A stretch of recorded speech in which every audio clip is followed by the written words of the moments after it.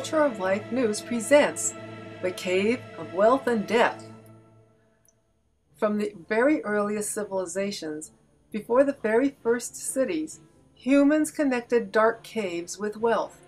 They also connected wealth with death. The Greek god Pluto is the god of wealth and death, just for one example. All mythological forces which humans use for thousands of years to understand the world of our species and the universe are part of our brains. We can't escape this legacy. We can only hope to understand it. Let's look inside this mythological cave. The very first wealth accumulated by our distant ancestors were stories. The wisest tribal members could remember old stories and explain them. Humans are scared of the dark, for danger lurks in the dark. We like bright, shiny things. We like fire. Gold is the earliest metal that came from the darkness, but was pure and shiny no matter what. So gold has been, since the earliest times, a religious icon of light and truth, and a lure to death. Many people die due to the quest for more and more gold. I like to think of all economic forces we see today are easily understood if we pretend they are gods, goddesses, dragons, and gnomes. When we view them this way, we can understand their essence much better.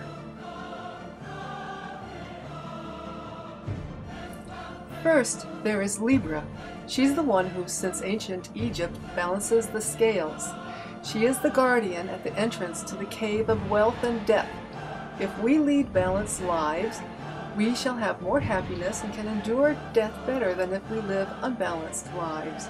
When entire cultures try living unbalanced lives, the entire system can and will collapse.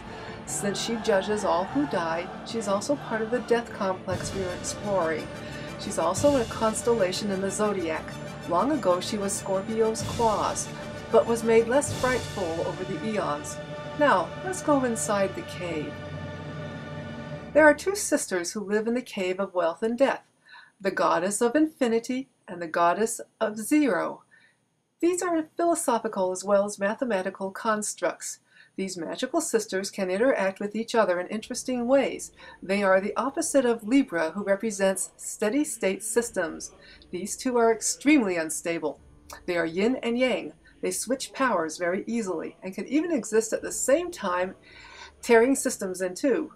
For example, if we want more money and add zeros to the number 1, the closer to infinity of zeros we get, the more worthless the money we are using. These goddesses are also known as other aspects, the goddess of inflation and the goddess of deflation. Any system using money has to deal with both of these dangerous goddesses. There is no escape. When inflation's taking off, the goddess of inflation is lots of fun. This is Dionysian drunken fun. This is Pan, who likes to have fun before panic sets in and everyone runs away. Almost everyone deplores inflation, but secretly loves her. We know from history that if we embrace her, she will take wing and fly to the outermost reaches of the universe and leave us there to die. So our bankers swear they'll never release her from the cave of wealth and death. Oh no, they will fly only a short ways with her, but keep her always under control. This control always fails. Zeros are added since this is laughably easy to do, and the temptation is too great. Eventually, after flying with inflation, we are thrown to earth to die. This is when the deflation goddess emerges from the depths of her with her flaming sword. She destroys all the easy wealth we got by flying with the goddess of inflation. Medusa is another ancient goddess which is connected with death and wealth. She defied the gods and was turned into a monster. When she was slain by Perseus, out of her thrashing body came Pegasus. Pegasus was a very ancient god from the first civilizations of Ur. He is a star cluster as well as a guardian of money. This reminds us of another issue about the gods. Originally, they were all natural. They were either planets, stars, the sun, the moon, or natural events like lightning, rain, birth, and death. Instead, over the eons, we evolved away from this, and now our gods are mostly elevated humans. The systems have become totally detached from the natural underpinnings of the gods and goddesses.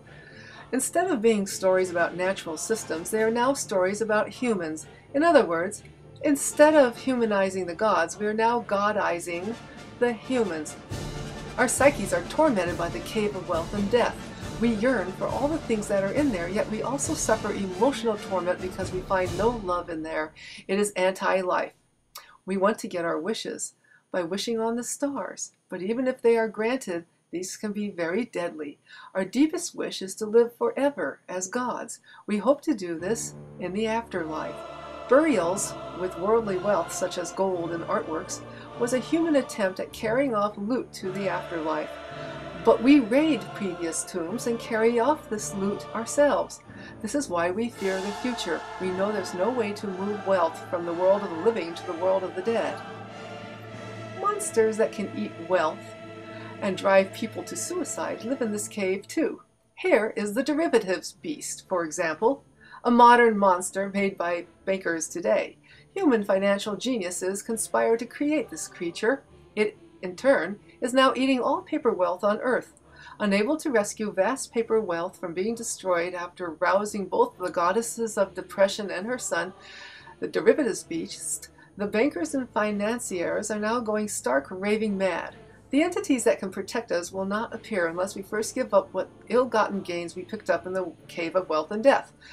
If we are granted life, we should be grateful, for that is a tremendous gift indeed. Here is a picture of hell from a very early Bible drawn at the end of the Dark Ages.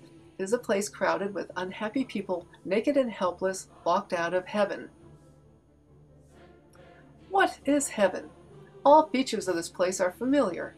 There's a wellspring, there are flying creatures there, and people listen to music and write poetry and do all sorts of things which are the province of Pegasus, the magic horse of Mount Olympus. The rule in heaven is simple: eat, drink, and be merry.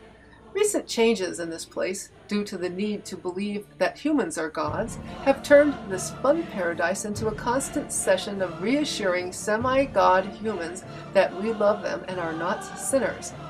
Humans are very prone to war.